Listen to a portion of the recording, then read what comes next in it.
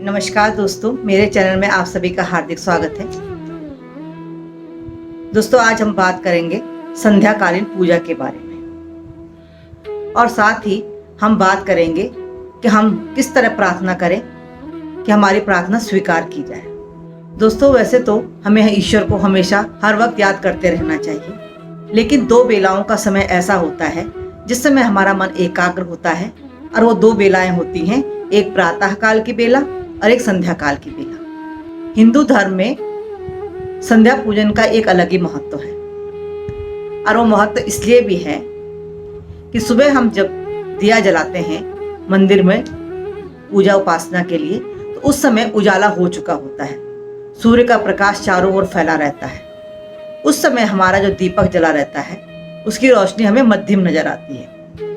लेकिन शाम को जब अंधेरा बढ़ने लगता है और हम मंदिर में जाकर दिया जलाते हैं और पूजा उपासना करने के लिए बैठते हैं, तो उस समय हमारे दिए की जो लौ होती है वो उस अंधकार को चीरते हुए जगमगाती है। उस दिए की लौ बढ़ जाती है, पूरे कमरे में प्रकाश फैल जाता है। दिए के उस प्रकाश को विद्वानों ने ज्यादा महत्व दिया है, इसलिए संध्याकालीन पूजा का महत्व बढ़ जाता है।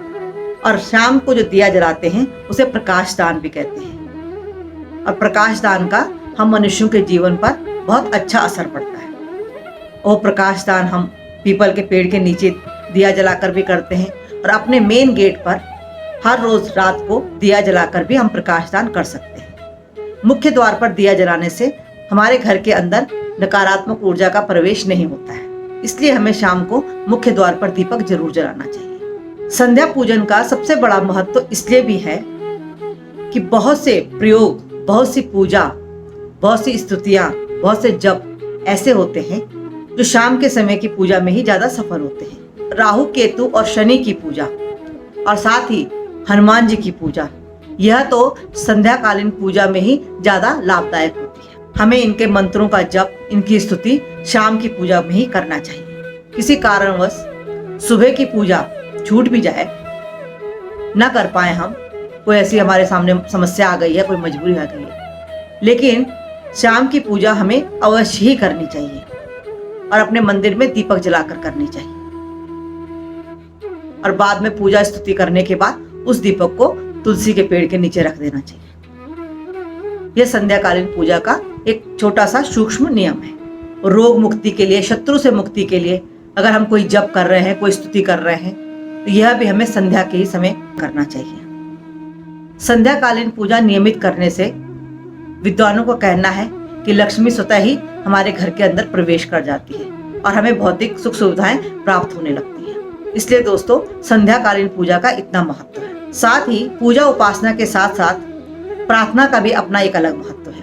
हम अपनी समस्याओं के निदान के लिए अक्सर भगवान के सामने अपनी प्रार्थना करते हैं कि प्रभु हमारी इस समस्या से हमें निदान दिलाइए, और हम अपनी प्रार्थना भगवान के सामने कहकर एक तरह से अपने को तनाव मुक्त भी पाते हैं। ऐसा लगता है जैसे हमारे साथ कोई है। तो दोस्तों, पूजा उपासना के बाद प्रार्थना जरूर करनी चाहिए, और प्रार्थना ऐसे करनी चाहिए जैसे कि हम बात अपने किसी प्रिय से कह रहे हों, बहुत सरल और सहज भाव से। श्रद्धा, भक्ति, विश्वास और सरलता से की गई पूजा, सरलता से की गई प्रार्थना जल्दी फलदायी होती है, उसका फल जल्दी मिलता है। इसके साथ साथ हमें एक बात का ध्यान जरूर रखना चाहिए कि अगर किसी कारणवश हमारा मन विचलित हो, हमारा मन एकाग्र ना हो, हम किसी बात से अति दुखी हों, तो ऐसे दिन में हमें पूजा उपासना करने से बचना चाहिए। लेकिन हाँ, हमें मंदिर में जाकर दिया जलाकर ध्यान जरूर करना चाहिए। चाहे अपने गुरु का ध्यान करें, चाहे अपने इष्ट का ध्यान करें, जो भी हम मानते हैं उनका ध्यान जरूर करना चाहिए। और जिस बात से हम दुखी हैं, व्यथित हैं, अगर उसका निदान हो सकता है तो उस निदान की प्रार्थना करनी चाहिए। संभवतः कुछ ऐसी बात है जिससे हम दुखी और परेशान हैं और उसका निदान भी नहीं है, तो भी हमें भगवान के सामने उस परेशानी को मन ही मन में याद करना चाहिए। हो सकता है उद्गार में हमारे आंसू भी निकल आए, उन अश्रुओं को बहने देना चाहिए। दोस्तों, थोड़ी देर बाद उस ध्यान करने के बाद हम पाएंगे कि हमारा मन हल्का हो गया है। ईश्वर के सामने ध्यान कर कर, अपने उद्गारों को व्यक्त कर कर हम अपने मन को हल्का कर सकते हैं। यह भी एक तरह की प्रार्थना ही है। हम जो भी मंत्र जपते हैं, जो भी ध्यान करते हैं, जो भी स्तुति पाठ करते हैं, यह भी एक तरह की प्रार्थना ही होती है। हम उसमें ईश्वर का ही गुणगान करते हैं, उनकी ही महिमा गाते हैं। और यह सब करने के बाद हमें अपने मन की बात भी उनसे जरूर कहनी चाहिए, अपनी समस्या भी उनके सामने जरूर रखनी चाहिए। और अगर किसी कारणवश हमारी प्रार्थना स्वीकार नहीं हो रही है तो इसमें अपनी श्रद्धा को डगमगाना नहीं चाहिए। यह सोचना चाहिए कि जरूर हमारी इस प्रार्थना को स्वीकार होने से हमारा हित नहीं होना था, इसलिए प्रभु ने हमारी यह प्रार्थना स्वीकार नहीं की। इसके पीछे भी हमारे लिए कुछ ना कुछ ईश्वर ने भलाई ही सोची है। इस तरह की श्रद्धा भाव अपने मन में लाने चाहिए। कभी कभी हमारे प्रारब्ध के कारण हमारी प्रार्थनाएं स्वीकार नहीं होती है, हमारी पूजा उपासना सफल नहीं होती है, लेकिन तब भी हमें पूजा उपासना प्रार्थना करनी चाहिए, क्योंकि प्रारब्ध के कारण जो भी गलत हुआ है धीरे धीरे वो कटता रहता है, वो खत्म होता रहता है। कहा जाता है कि ईश्वर की इच्छा के बिना हम ईश्वर की शरण में नहीं जा सकते। हमारी आध्यात्मिक उन्नति तभी होती है जब ईश्वर चाहेंगे। दोस्तों, हमारे मन में अगर अपने आप इच्छा जग जाए सुबह शाम पूजा करने की, तो मान लीजिए आप हमारे ऊपर ईश्वर की बहुत बड़ी अनुकंपा हो गई है। लेकिन अगर हमें ऐसा महसूस नहीं हो रहा है कि हम इच्छा से नहीं जा रहे हैं पूजा करने, इसके बावजूद भी हम सुबह शाम जरूर भगवान के सामने यह प्रार्थना करें कि प्रभु आप हमें अपनी शरण में ले लीजिए। और रोज रोज इस तरह की प्रार्थना करने से हमारी प्रार्थना जरूर फलीभूत होती है, ईश्वर उसे स्वीकार करते हैं। दोस्तों, पूजा उपासना और प्रार्थना करते समय एक दो बातों का ध्यान जरूर रखना चाहिए। और वो बातें ये हैं कि एक तो पूजा उपासना प्रार्थना कभी लेन देन की भावना से नहीं करनी चाहिए। और दूसरी बात यह है कि अगर हमने मन्नत मांग ली और हम उस मन्नत को पूरी नहीं कर पाए तो हमारे मन में एक भ्रम पैदा हो जाता है। और हमारे घर में अगर कुछ थोड़ा सा भी गलत हो गया तो हम सोचते हैं हमने भगवान से कहा था कि हम आपके लिए ऐसा करेंगे और हम नहीं कर पाए।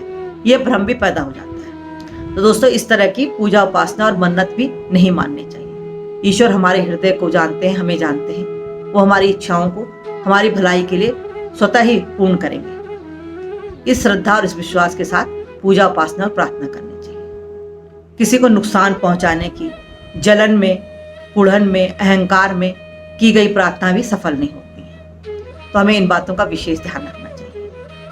दोस्तों, मेरे इस चैनल को बनाने की खास वजह यह भी है कि मैं आप सबको निस्वार्थ भाव से पूजा उपासना के लाभ के बारे में बता सकूं। अपने निजी अनुभवों के आधार पर मैं आप लोगों को पूजा उपासना के लिए प्रेरित कर सकूं। यकीन मानिए, श्रद्धा भक्ति से की गई पूजा उपासना प्रार्थना हमें जरूर उन्नति के मार्ग पर ले जाती है, हमारे बच्चों को उन्नति के मार्ग पर ले जाती है। तो दोस्तों, यह थी आज प्रार्थना के बारे में, संध्याकालीन पूजा के बारे में छोटी छोटी जानकारी। आशा है आपको पसंद आई होगी और आप इससे लाभ उठाएंगे। आगे भी इसी तरह हम जुड़े रहे, इसके लिए मेरे चैनल को सब्सक्राइब करना ना भूलें। आपको आज की जानकारी पसंद आई हो तो कमेंट्स बॉक्स में लिखिए, साथ ही लाइक शेयर करना ना भूलें। आगे मिलते हैं किसी और महत्वपूर्ण जानकारी के साथ। तब तक के लिए नमः शिवाय।